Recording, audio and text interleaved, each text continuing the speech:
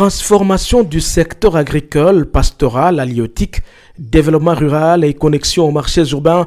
Voilà le thème de la 13e session de la conférence des gouverneurs de province qui se tient dans la ville des Bandundu au Kouilou et à laquelle prennent également part les présidents des assemblées provinciales. Intervenant ce jeudi 26 mars 2026, parallèlement à ces thèmes, devant la presse, le président de l'Assemblée provinciale du Tanganyika, Dr Cyril Kimpouawela, insiste sur la nécessité pour sa province de sécuriser les terres agricoles et de mécaniser, mieux d'industrialiser l'agriculture. Selon lui, ces actions sont essentielles pour accroître la production, nourrir la population locale et permettre à la province de redevenir le grenier agricole pour d'autres régions. Le Tanganyika, c'est une province à vocation agro-pastorale. Et donc le préalable, c'est d'abord que nous puissions sécuriser les terres agricoles. Vous savez très bien, aujourd'hui, il y a beaucoup de citoyens qui se prévalent d'avoir plusieurs hectares de terres. Si on continue dans cet élan, la province risque de manquer de terres où cultiver. Ça, c'est le premier problème. Le second, c'est que nous devons industrialiser notre agriculture, qui est restée longtemps l'agriculture faite à la main. Aujourd'hui, on nous démontre que quand on industrialise, quand on a des engrais, on a des pesticides, on a des laboratoires, parce qu'il faut tester justement la terre. Il ne suffit pas qu'elle soit fertile, il faut qu'elle corresponde au type d'engrais et au type de fertilisants qu'il faut justement utiliser pour rentabiliser la récolte. Et ça va aider la province qui était autrefois le grenier de la sous-région, c'est le Tanganyika qui nourrissait pratiquement le sud du Grand Katanga, qui était utilisé pour le mine. Et donc aujourd'hui, le Tanganyika pourra prendre son rôle d'antan pour aussi essayer d'endiguer le problème de la famine, de la malnutrition qui astreint nos populations.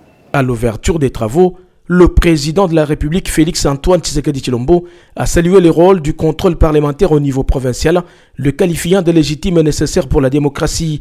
Il a toutefois mis en garde contre toute utilisation abusive susceptible de fragiliser les institutions. Une position entièrement soutenue par les speakers de l'organe délibérant en province qui réaffirme l'alignement du Tanganyika sur les orientations de la sommité du pays. Déjà, de mécanismes de prévention des crises institutionnelles ont été mis en place, notamment des cadres de concertation entre institutions provinciales. Nous avons loué le message du chef de l'État, qui est le garant du bon fonctionnement des institutions.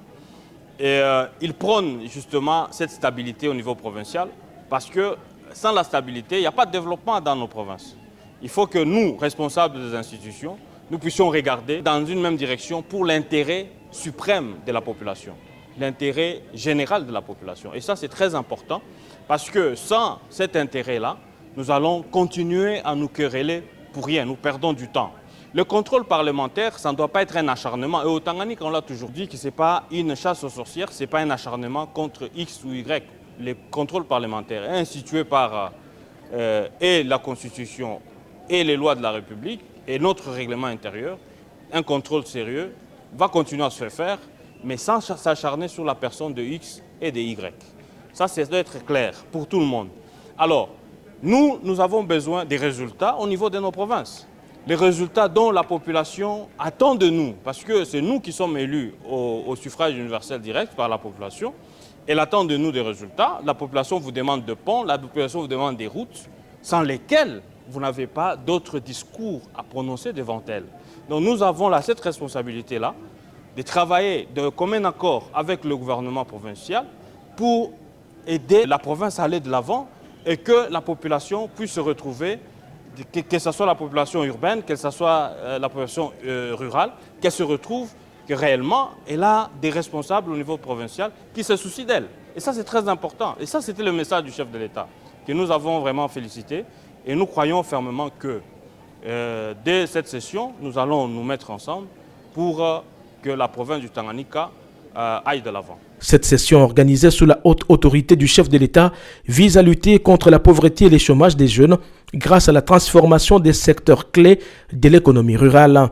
Des ministres, experts et partenaires internationaux dont les représentants des agences du système des Nations Unies sont parmi les panélistes à ces assises de portée nationale.